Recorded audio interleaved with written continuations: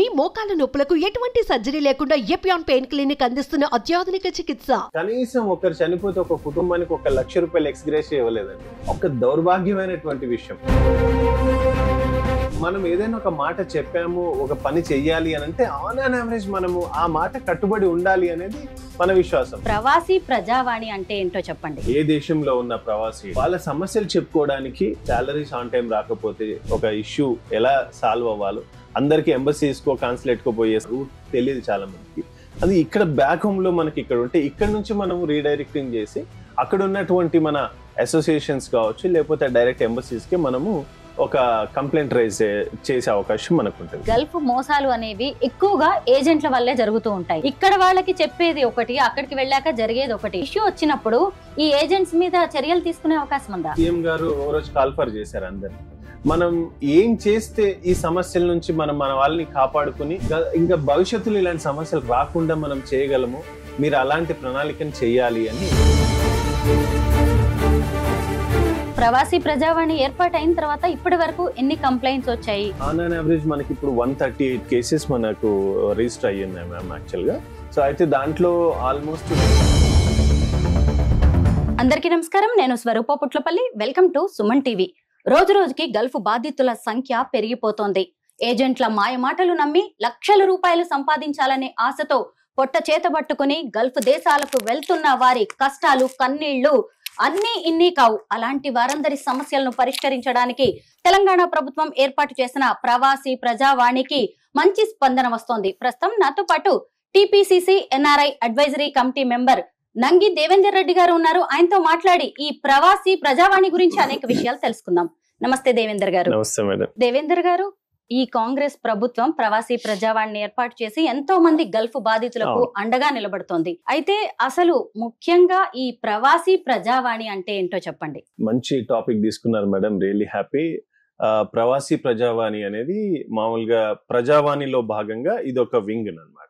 అంటే గత ప్రభుత్వాన్ని కూడా మేము చాలా సందర్భాలలో కూడా ఇలాంటి ఒక డెస్క్ ఉంటే, అంటే గ్రీవెన్స్ సెల్, ఏదైనా ఏ దేశంలో ఉన్న ప్రవాసీ, అంటే మనము ప్రవాసీలు అనగానే చాలా మంది ఎన్ఆర్ఐస్ అంటే అమెరికాలోనో యూకేలోనో స్విట్జర్లాండ్ లో ఉండే వాళ్ళు అనుకుంటారు కదా. అయితే దీంట్లో 2 రకాల మైగ్రేషన్స్ ఉంటాయి. ఒకటి బ్లూ కాలర్ సెగ్మెంట్ అంటాం, ఒకటి వైట్ కాలర్ సెగ్మెంట్ అంటాం. బ్లూ కాలర్ సెగ్మెంట్ అందరూ కార్మికులు అనమాట. అంటే అక్కడ వెళ్ళి సెమీ స్కిల్డ్ మీద పనిచేసే వాళ్ళు, లేకపోతే మేనేజ్మెంట్ సైడ్ పనిచేసే వాళ్ళు, వీళ్ళందరూ స్పెషల్ గా గల్ఫ్ లో ఎక్కువ ఉంటారు. సో ఆన్ పార్ స్టాటిస్టిక్స్ మీద మేము ఎప్పుడు 15 లక్షల పైచిల్కే ఉంటారు మైగ్రేట్స్ అని చెప్పి మనం చెప్తూ ఉంటాము. That is on an average కూడా ఫ్యాక్ట్ అనమాట. అయితే వాళ్ళ సమస్యలు చెప్పుకోవడానికి, వాళ్ళకి ఏదైనా సాలరీస్ ఆన్ టైం రాకపోతే ఒక ఇష్యూ ఎలా సాల్వ్ అవ్వాలో అందరికి ఎంబసీస్ కో కాన్సులేట్ కో పోయే సమయం కానీ లేకపోతే ఆ రూట్ తెలియదు చాలా మందికి.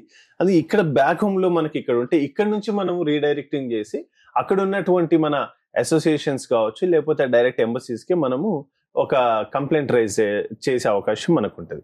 అందుకని ఇప్పుడు వచ్చే ప్రతి దాన్ని కూడా మనం ప్రవాసీ ప్రజావాణిలోనే లాడ్జ్ చేస్తా ఉన్నాం. ఇంతకు ముందు ఏముండే అంటే ప్రవాసీ ప్రజావాణి లేనప్పుడు చాలా మంది అక్కడ ఉన్నటువంటి కొన్ని ఎన్జిఓ సంస్థలు కావచ్చు, కొంతమంది ఎవరైనా సుపరిచితులు ఉంటే ఫలానా ఇష్యూ ఉంది, మీరు కాస్త ఏమైనా అవకాశం ఉంటే వెళ్ళి సాల్వ్ చేయండి అని చెప్పేవాళ్ళం. కానీ ఇప్పుడు అట్లా కాకుండా ఇది ఒక అకౌంటబిలిటీ ఉండాలి, అందులో ప్రభుత్వం కూడా బాధ్యత వహించాలి. లేదా ఆ సమస్య ఇప్పుడు ఆర్మూర్ నియోజకవర్గం నుంచి ఒక ఇష్యూ వచ్చిందంటే ఆ సంబంధిత శాసనసభ్యుడికి ఆ విషయం నోటీసులకు వెళ్ళాలి. కంపల్సరీగా ఇదంతా రిజిస్టర్ అవ్వాలి. ఎందుకంటే ఇప్పుడు ప్రభుత్వం ₹5,00,000 ఎక్స్‌గ్రేషియా గల్ఫ్ లో చనిపోతే ఆ కుటుంబానికి మృతధన సహాయం కింద ఇస్తుంది అనమాట. దాన్ని బ్లడ్ మనీ అంటాం.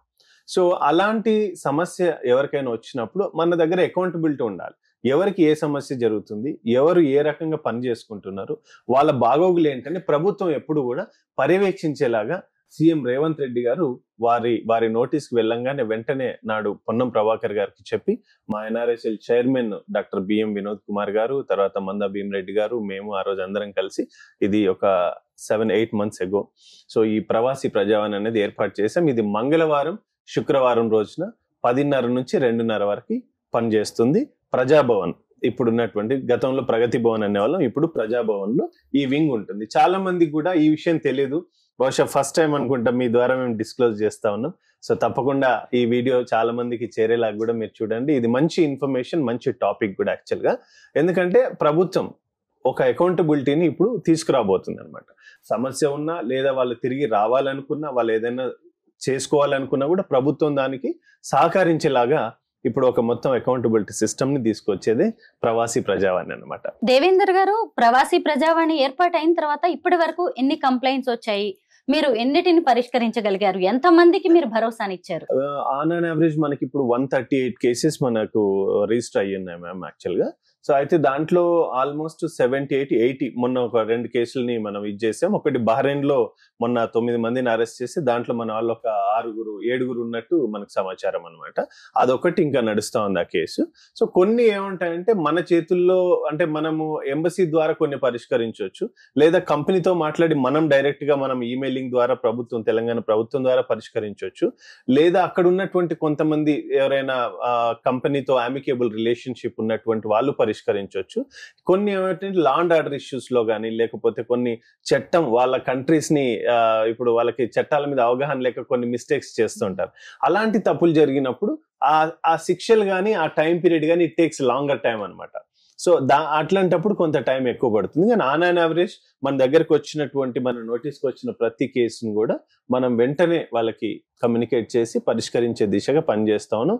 సో వాళ్ళు కూడా హ్యాపీ, వాళ్ళు కూడా ఒక గ్రీవెన్స్ మాకు దొరుకుతుంది అనేటటువంటి ఒక భరోసా గల్ఫ్ లో కానీ, సింగపూర్ కానీ, మలేషియా కానీ, ఈవెన్ ఇజ్రాయెల్లో ఉన్నటువంటి వాళ్ళు కానీ, ఈవెన్ ఇరాన్ లో ఉన్నటువంటి వాళ్ళు కానీ, ఇప్పుడు వాళ్ళందరూ ఇరాన్ ఇజ్రాయెల్ యుద్ధం జరగడం వల్ల చాలా మంది మనల్ని అప్రోచ్ అవుతున్నారు. వాళ్ళు వచ్చిన వాళ్ళు కానీ, రావాలనుకునే వాళ్ళు కానీ, ఏంటి ఎట్లా అనే దాన్ని కూడా మనం దాన్ని మరీ ఎక్కువ హంగామా చేయకుండా దాన్ని ఆఫ్లైన్ లో వాళ్ళకి మనం సహకరించాలన్నట్టుగా మనం ఒక ఇది చేస్తా ఉన్నాం అనమాట. ప్రవాసీ ప్రజావాణి దగ్గరికి ఎలాంటి కేసెస్ వస్తూ ఉన్నాయి, అందులో మహిళలకు సంబంధించినవి ఏమైనా ఉన్నాయా? అయితే యాక్చువల్ గా మ్యామ్ మనకు ఉన్నటువంటి దాంట్లో ప్రధానంగా అంటే తెలంగాణ నుంచి ఫీమేల్ మైగ్రేషన్ చాలా తక్కువ జరుగుతుంది.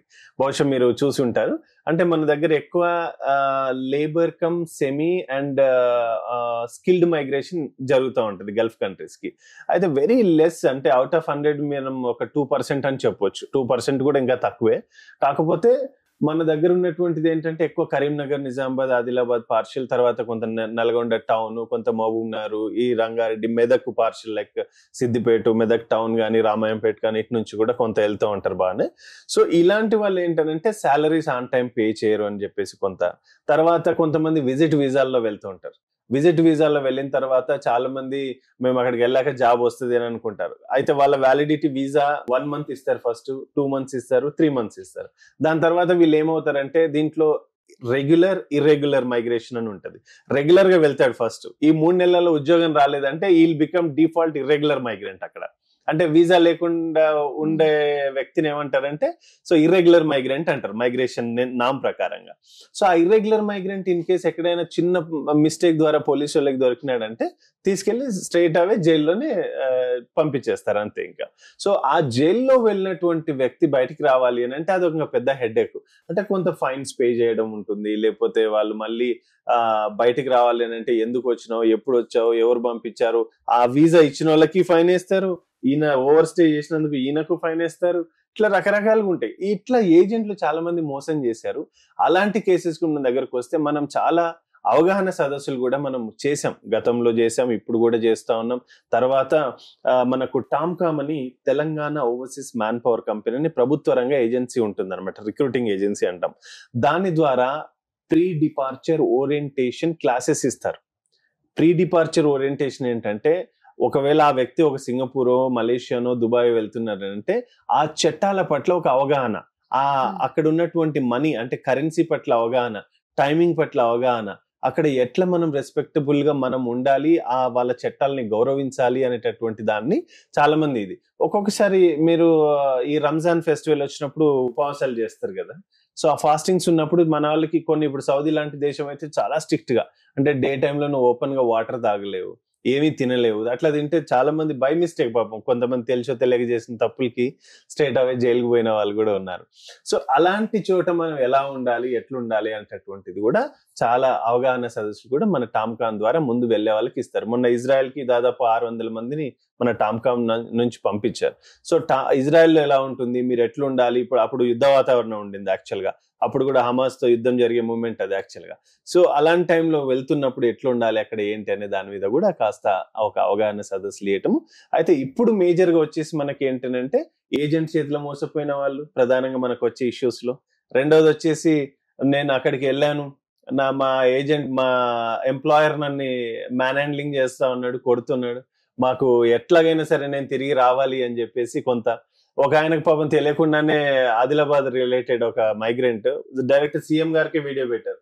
సీఎం గారు నేను ఇక్కడ ఉన్నా, నన్ను ఒక పని మీద తీసుకొచ్చి ఇక్కడ నన్ను గొర్రెలు కాపిస్తున్నారు, నాకు తాగడానికి నీళ్ళు లేవు, తినడానికి తిండి లేదని.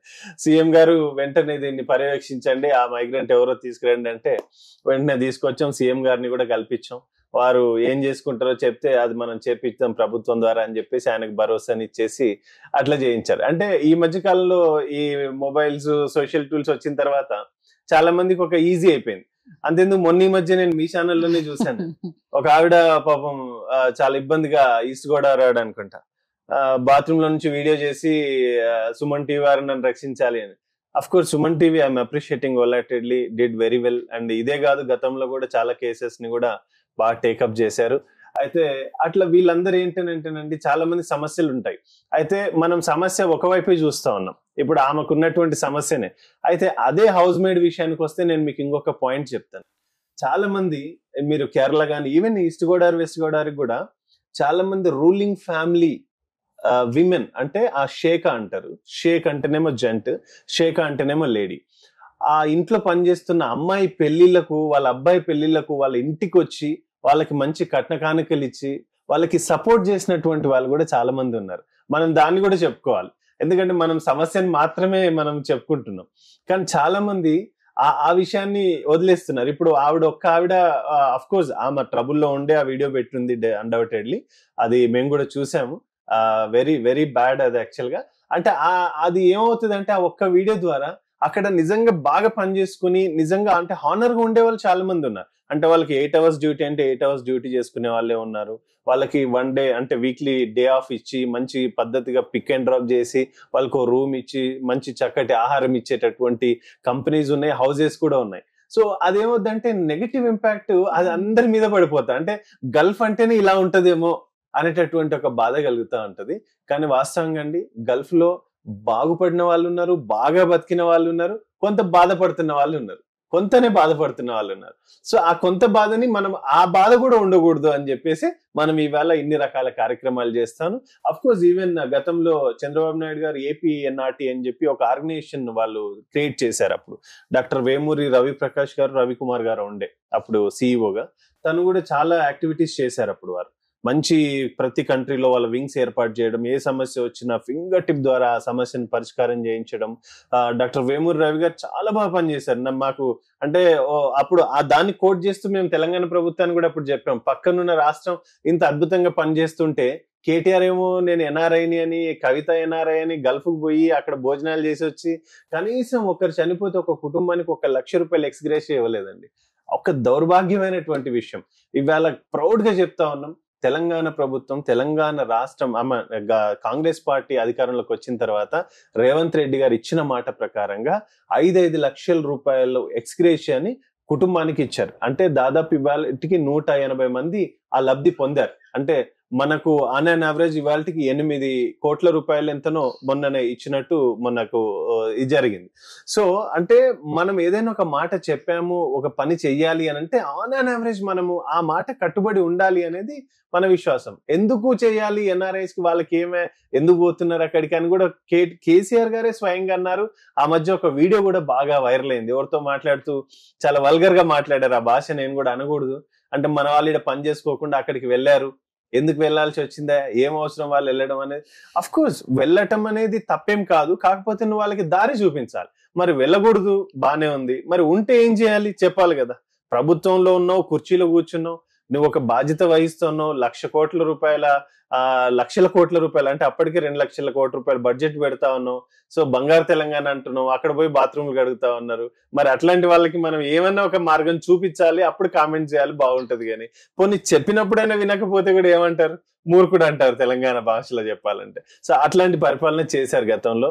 హ్యాట్స్ ఆఫ్ టు రేవంత్ అన్న. యాక్చువల్ గా ఆయన విషయాన్ని ఇట్లా ఉంది అని చెప్పంగానే మన ప్రభుత్వం ఏర్పడిన తర్వాత గల్ఫ్ లో ఎంతమంది అయితే చనిపోయారో ఆ లిస్టుని ఇవ్వండి, ఆ 5 లక్షల రూపాయల ప్రభుత్వ ఆ మృతధన సహాయాన్ని మనం ప్రభుత్వం ద్వారా వెంటనే ఇప్పిద్దామని చెప్పేసి 5 లక్షల రూపాయల ఎక్స్గ్రేషన్ కూడా ఇచ్చారు. అదే అండి కమిట్మెంట్ అంటే. సో అట్లా ఉండాలి. అంటే గల్ఫ్ అనేటటువంటిది ఒక మంచి అంటే అమ్ముల పొది లాంటిదండి. ఎవరికైనా స్వీకరిస్తుంది, రమ్మంటుంది, స్కిల్ నేర్పిస్తుంది, బువ పెడుతుంది, బతకడానికి అవకాశం ఇస్తుంది.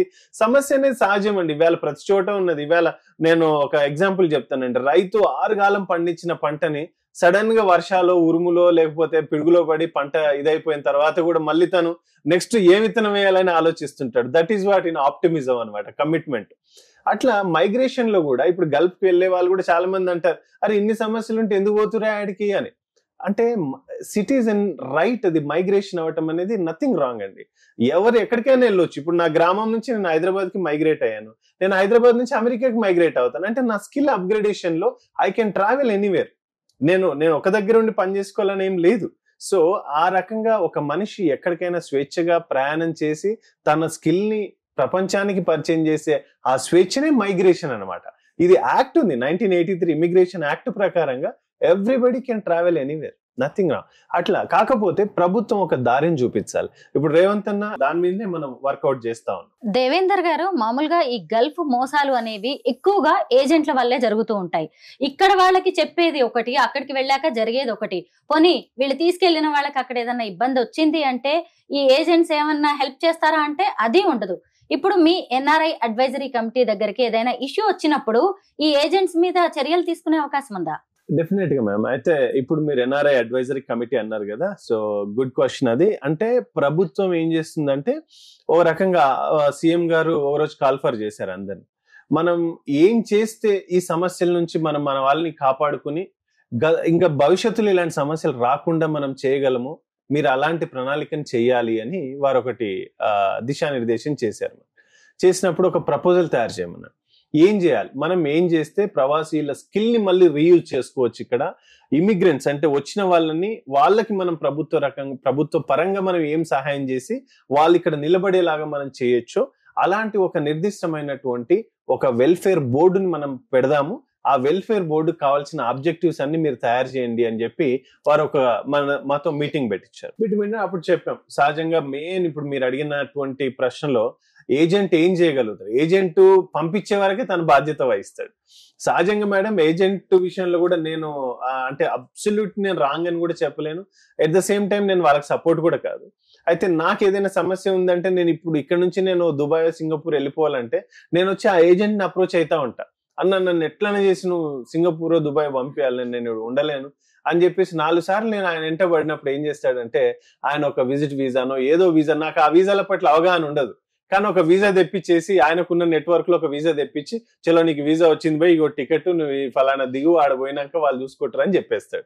వాళ్ళు కాస్త ఆడికి పంపించేంత వరకు ఆయన పని, ఆ రోల్ అయిపోయింది అక్కడికి. ఎందుకంటే ఆయనకి ఏం అవగాహన ఉండదు వాస్తవంగా. ఆయన ఎప్పుడు ట్రావెల్ చేసిన వ్యక్తి కూడా అయి ఉండడు.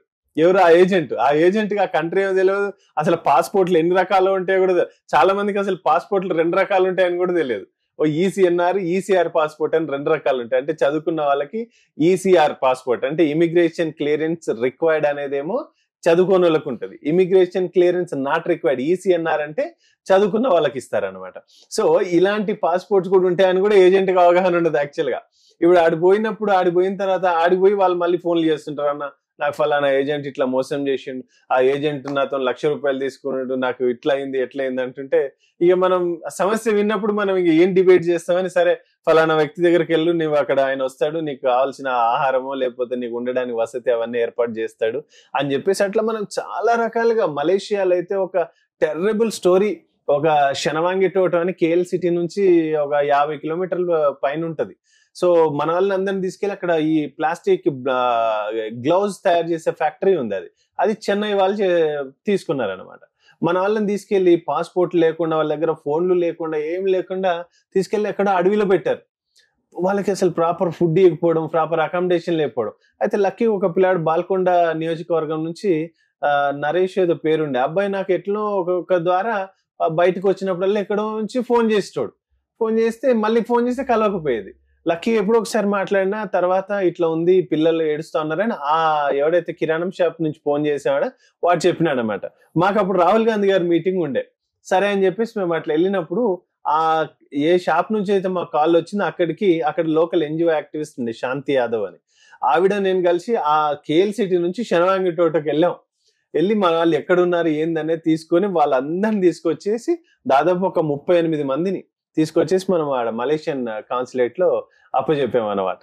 సో ఎందుకంటే మన దగ్గర ఉండడానికి ఉండదు, వాళ్ళని తీసుకొచ్చేసి మళ్ళీ ప్రభుత్వ రంగ సంస్థలు అక్కడ ఉంచాలి, మన ఎంబసీలను లేకపోతే అక్కడ ఉన్న కాన్సులేట్ ఉంచేసి వాళ్ళందరినీ టికెట్లు అరేంజ్ చేయించేసి అంబాసిడర్ అడిగారు, మీరు తీసుకెళ్లిపోతారా, వీళ్ళని డిపోర్ట్ చేద్దామా ఏంటి అని అంటే వాళ్ళకి అందరికి కొన్ని ఫైన్స్ ఉంటే ఆ ఫైన్స్ కట్టించేసి మనం తీసుకోవచ్చు. అప్పుడు టైమ్స్ ఆఫ్ ఇండియాలో ఒక పెద్ద బ్యానర్ ఐటమ్ రాశారు సుశీల్ రావు గారు అని. సో అట్లా చాలా కేసెస్, అంటే ఎవరు చెప్పుకోలేరు, ఎవరో ఒకరు కావాలి, తెలంగాణ వచ్చిందన్నది పేరుకే అప్పుడు, కానీ పాపం ఎవరితో సమస్య చెప్పుకోవాలో తెలియనటువంటి పరిస్థితి ఉండేదన్నమాట. సో అలాంటి వాటన్నింటిని మనం ఛేదించాము, ఎన్నో రకాల సేవలు అయితే చేసాము. ఇప్పుడు NRI అడ్వైజరీ కమిటీ ద్వారా ఇలాంటి సమస్యలు ఉండకూడదు. రేవంత్ రెడ్డి గారు ఒకటే అన్నారు, మనం ఇక్కడ నుంచి మన వాళ్ళు వెళ్తున్నారంటే చాలా గౌరవప్రదమైన పొజిషన్ లోనే వెళ్ళాలి. మనకు చాలా మంది అక్కడ పోయి ఈ సమస్య ఉంది ఆ సమస్య ఉందంటే మన రాష్ట్ర పరువే కాదు పోయేది, దేశం పరువు కూడా పోతుంది. సో అట్లాంటి విషయాన్ని మనం ఎప్పుడు కూడా మనం ప్రోత్సహించకూడదు. మన వాళ్ళకు స్కిల్డ్ విషయం వస్తే ఏం కావాలో వాళ్ళకి ఇక్కడనే ప్రాపర్ గా ఆ NAC అని ఉంటుంది, మనకి నేషనల్ అకాడమిక్ ఆఫ్ కన్స్ట్రక్షన్ అని ఉంటది. సో అవసరమైతే NAC ని మనం బలోపేతం చేసి NAC ద్వారా మనము అవకాశాలు కల్పిద్దాము అని చెప్పేసి వారు ఒక గొప్ప మాట అన్నారు. అంటే ఒక విజన్ ఉన్న నాయకుడికి ఏ రకంగా పరిపాలన అందిస్తే ప్రజలకు న్యాయం జరుగుతుందో, లేదా ఒక వర్గానికే ఒక పరిపాలకుడు కాదు కదా, సబ్బండ వర్ణాలని అందరినీ ఒక దారిని చూపించిన వాడే నాయకుడు అవుతాడు. సో అందుకనే మాకందరికి కూడా ఒక గొప్ప అవకాశం దీంట్లో కలిగింది. అంటే గల్ఫ్ లో పనిచేసిన ప్రతి ఒక్కరికి దీంట్లో ఒక అవకాశం వచ్చింది. ఆ NRI అడ్వైజరీ కమిటీ ద్వారా భవిష్యత్తులో ఎలాంటి సమస్య రాకుండా గతంలో జరిగినటువంటి సమస్యలని పరిష్కరిస్తూ, ఎవరైనా చనిపోతే ఆ కుటుంబాలకు కూడా ఆ బ్లడ్ మనీ అంటే ఆర్థిక సహాయం ఆ కుటుంబానికి అందిస్తూ, మంచి స్కిల్ ని కూడా అప్గ్రేడ్ చేస్తూ, ఇంకా భవిష్యత్తులో మన రాష్ట్రం పేరు చెబితేనే ఇది ఒక అద్భుతమైన తెలంగాణ రాష్ట్రం అంటే ఇక్కడ ఒక ఇంజనీరో టెక్నీషియన్ ఒక మంచి, ఇప్పుడు మనం కేరళని ఎట్లా చెప్పుకుంటున్నాం, అరే ఒకరు ఈవెన్ ఎలక్ట్రీషియన్ కూడా అద్భుతమైన ఇంగ్లీష్ మాట్లాడతాడు అని చెప్పేసి, అట్లా ప్రతి ఒక్కరు కూడా ఒక స్కిల్ వైపు రావాలి అని చెప్పేసి సీఎం రేవంత్ రెడ్డి గారు ఒక దిశానిర్దేశం చేశారు. దాని మీద మనం పూర్తిగా శ్రమ పెట్టి మనసు పెట్టి దాని మీద వర్కౌట్ చేస్తున్నాం అండి. ప్రవాసీ ప్రజావాణికి గల్ఫ్ దేశాల నుంచే కాకుండా ఇంకా ఏ దేశాల నుంచి కంప్లైంట్స్ వస్తున్నాయి? చాలా మంది కూడా స్టార్టింగ్ ఇట్లనే అడిగారు, ఇది ప్రవాసీ ప్రజావాణి ఓన్లీ ఫర్ గల్ఫేనండి, ఇంకా అన్ని దేశాల నుంచి తీసుకుంటారా అని అడిగారు. కొంతమంది ఏదో కంట్రీ, యూరోప్ లో కంట్రీ నుంచి కాల్ చేశారండి. అయితే వాళ్ళది ఈస్ట్ గోదావరి దగ్గర ఏదో చెప్పారు, కానీ లాంగ్ బ్యాక్ ఇక్కడే సెట్ అయ్యారంట హైదరాబాద్ లోనే. మాది హైదరాబాద్ అనండి, మేము ఇక్కడే ఉంటాం అని చెప్పారు. అయితే దీని ద్వారా ఇది ఒక మంచి ప్రశ్న అండి. అయితే ప్రవాసీ ప్రజావాణి అనేది మన ఆల్మోస్ట్ తెలుగు ప్రజల కన్సర్న్, అంటే తెలంగాణలో ఉంటూ వాళ్ళు ఇక్కడే గనక ఆధార్ కార్డ్స్ లేకపోతే ఇక్కడి నుంచే గనక వాళ్ళు ఉండి బయట దేశాలకు వెళ్తే వాళ్ళకు వచ్చిన సమస్యను కూడా మనము పరిష్కారం చేస్తాం కూడా, దీనిలో ఎలాంటి సందేహం లేదు. రెండోది వచ్చేసి గల్ఫ్ దేశాలకే పరిమితం కాదు ఇది. మీకు మొన్న ఒకటే ఎగ్జాంపుల్ చెప్తాను. ఒక ఆవిడ ఇటలీ నుంచి వచ్చారు, ఒక స్కూల్ పెట్టుకున్నారు ఇక్కడ, కొంత ల్యాండ్ లార్డ్ ద్వారా ఇష్యూ వచ్చింది. సో దానికి మేము అంటే అది మాకు యాక్చువల్గా కన్సర్న్ కాదు, అది సివిల్ మ్యాటర్ అబ్సల్యూట్ గా. అయినా కూడా మాకు చిన్నారెడ్డి గారి దగ్గరికి తీసుకెళ్ళాము ఆ విషయాన్ని. వారు planning commission chairman as well ఈ ప్రవాసీ ప్రజావాణి కూడా వారు ఇన్ఛార్జ్. తీసుకెళ్తే వారు ఇమ్మీడియట్ గా సిపికి లెటర్ రాశారు, ఇదేముందో ఒకసారి మీరు చూడండి మాట్లాడండి అంటే. అయితే ఆవిడది యాక్చువల్ గా తెలంగాణ కాదు, ఆవిడది ఆంధ్రప్రదేశ్. అయినా కూడా మనం ఒక మానవతా దృక్పథంతో ఏం చేస్తామంటే ఆవిడ ఇక్కడ వ్యవహారం చేస్తున్నారు అంటే దాదాపు ఆవిడ 10 కోట్ల రూపాయలు ఇన్వెస్ట్ చేసి ఒక వ్యవహారం చేస్తున్నప్పుడు బాధ్యత వహించాలని చెప్పి ప్రభుత్వం వెంటనే ఆ విషయాన్ని సీరియస్ గా టేకప్ చేసి ఆల్మోస్ట్ ఆ విషయాన్ని పరిష్కారం చేసే దిశగా అడుగులు వేసింది అనమాట. అంటే ఈ ఎగ్జాంపుల్ ఎందుకు చెప్పానంటే చాలా క్లారిటీ వస్తుందని. ఇప్పుడు ఇది గల్ఫ్ ఒకటే కాదు, ఆవిడ ఇటలీ నుంచి వచ్చారు, షీస్ ఫ్రమ్ ఆంధ్ర, తెలంగాణలో వ్యవహారం చేస్తున్నారు, అయినా కూడా ప్రభుత్వం మాకెందుకులే అనుకోలేదు, ముందుండి ఒక సహాయం అందించింది ఆవిడకి. So that is what. ఎవరైనా రావచ్చండి. హైదరాబాద్ లో చాలా మంది ఫ్లాట్ కొని ఒకరు ఫోన్ చేశారు, మా ఫ్లాట్ రెంట్కి ఇచ్చామండి, వాళ్ళు వెకెట్ చేయట్లేదు, మాకు చాలా ఇబ్బంది అవుతుంది, కాస్త మీరు చూడండి అని. అయినా కూడా అది మాకు అంటే మనది ఇష్యూ కాదు. మేము కూడా సరే అండి ఆ డీటెయిల్స్ అన్ని ఇవ్వండి మేము మాట్లాడతామని చెప్పేసి చెప్పాం. వాళ్ళు కూడా మేము ప్రభుత్వం ద్వారా డైరెక్ట్ గా చెప్పేసరికి లేదు సార్ మాకు కొంత టైం కావాలని చెప్పాం, వాళ్ళు మమ్మల్ని ఫోర్స్ చేస్తా ఉన్నారని చెప్పి అని అంటే అమికేబుల్ గా అలాంటిది కూడా సాల్వ్ చేసాం. అంటే మనం ఏం చేయగలమో అంటే కొన్ని ఏమో మానవతా దృక్పథంతో చేసేవి, కొన్ని హ్యుమానిటరియన్ గ్రౌండ్స్ లో అంటున్నాం కదా, అట్లా కొన్ని ప్రభుత్వం ద్వారా, కొంత వినకపోతే ప్రభుత్వాన్ని వాడతాము, లేకపోతే కొంత ఇక సామధాన భేదాలు అంటారు కదా అట్లా దాంట్లో అట్లా అన్ని రకాలుగా ఒక న్యాయం అయితే చేయించగలమని మాత్రం తప్పకుండా చెప్తానండి. గల్ఫ్ దేశాలకు వెళ్లి వాళ్ళు ఇబ్బంది పడుతున్నప్పుడు వాళ్ళకి సాయం చేయడం కంటే అసలు ఎవరైనా మన తెలంగాణ నుంచి గల్ఫ్ దేశాలకు వెళ్తున్నప్పుడు వాళ్ళు ఎక్కడికి వెళ్తున్నారు, వాళ్ళు ఏ జాబ్ చేయడానికి వెళ్తున్నారు, అక్కడ పరిస్థితులు ఎలా ఉన్నాయి, ఇలాంటివన్నీ తెలుసుకుని ముందుగానే వీళ్ళని అలర్ట్ చేసే అవకాశం లేదా? అబ్సల్యూట్లీ అండి, చాలా బాగా అడిగారు. అయితే ఇప్పుడు మేము మొన్నే ఒక ఫస్ట్ మీటింగ్ అయిందండి మాది ఎన్ఆర్ఐ అడ్వైజరీ కమిటీది. సో దాంట్లో బహుశా మీరు అడిగిన పాయింటే 3వ పాయింట్ ఉంది దాంట్లో.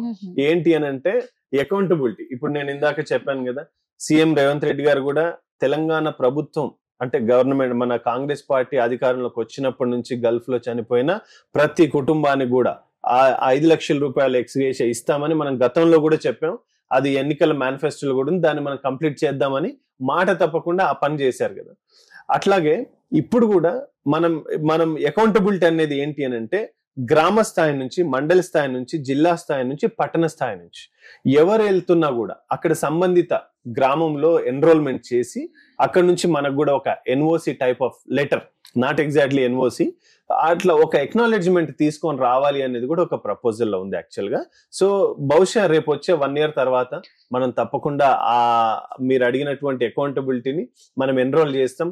మన దగ్గర నుంచి ఎంతమంది విజిట్ లో వెళ్తున్నారో, ఎంతమంది ఎంప్లాయ్మెంట్ లో వెళ్తున్నారో, ఎంతమంది బిజినెస్ చేయడానికి వెళ్తున్నారో ఆ డేటా మొత్తం ఒక ఫింగర్ టిప్ ద్వారా మన తెలంగాణ రాష్ట్రం తీసుకురాబోతుంది అనమాట. సుసంపన్నమైన భారతదేశం మనది.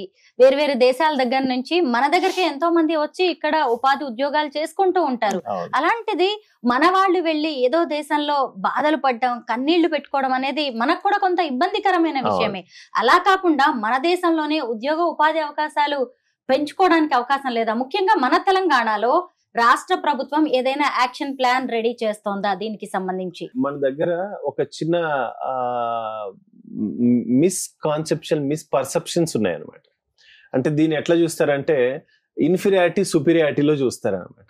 అంటే మనం ఎంతసేపు ఉన్న ఒకరు మన దగ్గర పని చేస్తున్నారని అంటే మనము అదే మీరు ఫారిన్ లో అయితే డిగ్నిటీ లేబర్ అంటారు. ఇప్పుడు ఒక ప్లంబర్ కి కూడా ఒక రెస్పెక్ట్ ఈక్వలెంట్ టు డాక్టర్ ఉంటుంది. సో మన దగ్గర మనం ప్లంబర్ని ఎట్లా చూస్తామంటే ఆయన ఒక ప్లంబరే, ఒక ఎలక్ట్రీషియన్ ఎట్లా చూస్తామంటే ఆయన ఒక ఎలక్ట్రీషియనే, లేదా ఒక హౌస్ కీపింగ్ బాయ్ని ఎలా చూస్తామంటే వాడు ఓన్లీ టాయిలెట్స్ కడిగే అబ్బాయి అనేటట్టుగా చూస్తాం. కానీ విదేశాలలో ఆ రకంగా ఉండదు అనమాట. ఒక మానవత్వంతో చూసే ఒక మనిషి ఆ చేస్తున్న పనిని సాక్షాత్తు తనే పని చేస్తున్నా అన్నట్టుగా ఫీల్ అవుతుంటాడు. అక్కడ ఎక్కడ డిస్క్రిమినేషన్ ఉండదు. సో అక్కడ ఎప్పుడైతే మన దేశంలో అలాంటి భావన వస్తుందో తప్పకుండా ఆ రోజున మన వాళ్ళందరూ మన దగ్గర ఉండే పనిచేస్తారు. ఎందుకంటే నేనున్నానండి, నేను వెళ్ళి ఇవాళ నేను ఒక డ్రైవర్ ఉద్యోగమే చేశాను అనుకోండి, ఎక్కడికైనా వెళ్ళి ఏంద్ర నంగిదేవేంద్ర రెడ్డి డ్రైవర్ గా పని చేసుకుంటున్నాడు ఏంటి అంటారు. అదే నేను వెళ్ళి ఒక మంచి డ్రైవర్ గా నేను ఫారిన్ లో పని చేశాను అనుకోండి, ఒక డాక్టర్ ఎంత సంపాదిస్తాడో ఒక డ్రైవర్ గా నేను అంత సంపాదిస్తాను, ఒక డాక్టర్కి ఎంత వాల్యూ ఇస్తారో నాకు అంతే వాల్యూ ఇస్తారు. కానీ ఇక్కడ మన ఆలోచన విధానం చాలా దౌర్భాగ్యమైనటువంటి పరిస్థితిలో ఉంటుంది. అందుకే చాలా మంది సాటుకు పోయి ఏమైనా చేసుకుందాం కానీ కళ్ళ ముందు మాత్రం గౌరవంగా బతుకుదాము అనేటటువంటి ఆలోచనతో ఉంటారన్నమాట. సో కనుక ఆలోచన మారాలి. వాస్తవంగా మన వాళ్ళల్లో అది అంటే బహుశా అది ఈ రోజు మారకపోవచ్చు, అది డికేడ్స్ నుంచి, అది యుగాల నుంచి వస్తున్నటువంటి ఆలోచన విధానం అది.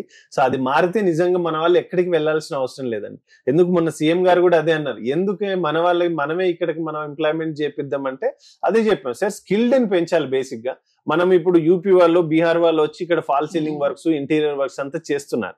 ఇప్పుడు అలాంటి టీమ్స్ ఎవరైతే చేస్తున్నారో వాళ్ళ దగ్గర డిఫాల్ట్ వాళ్ళు 4 ఉంటే మన వాళ్ళు 2 ఉండాలి, వాళ్ళు 10 మంది ఉంటే మన వాళ్ళు 5 మంది ఉండాలి. ఇలాంటిది మనం రూట్ లెవెల్ నుంచి ఆ పిల్లల్ని పికప్ చేసుకొని తీసుకురావాలి. వాళ్ళకి మీరు ఇక్కడ చేస్తే ఇంత శాలరీ వస్తుందని వాళ్ళకు ఒక అవగాహన క్రియేట్ చేయాలి, ఒక ఆలోచన చూపించాలి, వాళ్ళకి ఆ థాట్ ప్రాసెస్, థాట్ ప్రొవోకింగ్ జరగాలి. అప్పుడే వాళ్ళకు కూడా ఏం అవసరం ఉండదు. ఆయన నిజంగా ఈ 20,000 ఇక్కడ సంపాదించాడు అనుకోండి, హ్యాపీగా వారంలో నెలకు ఒకసారి ఇంటికి పోయి తల్లిదండ్రులను చూసుకొని వస్తాడు. పెళ్ళైన వాళ్ళు ఉంటే పోయి భార్య భర్తల్ని పిల్లల్ని చూసుకుంటారు, వస్తారు, హ్యాపీగా ఉంటారు. సో ఇలా జరుగుతుంది. సీఎం గారు కూడా అదండి, ఎందుకు అస్తమానం వాళ్ళు వెళ్దామని ఆలోచన చేస్తా ఉన్నారంటే అవకాశాలు తక్కువ ఉన్నాయని చెప్పేసి. సో ఆ అవకాశాలను ఇప్పుడు మనం మెరుగుపరిచే దిశగానే మన కమిటీ ద్వారా కూడా మనం ప్లాన్ చేస్తా ఉన్నాం. ప్రవాసీ ప్రజావాణి గురించి, అలాగే టీపీసీసీ ఎన్ఆర్ఐ అడ్వైజరీ కమిటీ ఎలా పనిచేస్తుంది అనేది చాలా మందికి తెలియని ఎన్నో విషయాలను చెప్పారు. Thank you so much Devender garu. Thank you ma'am.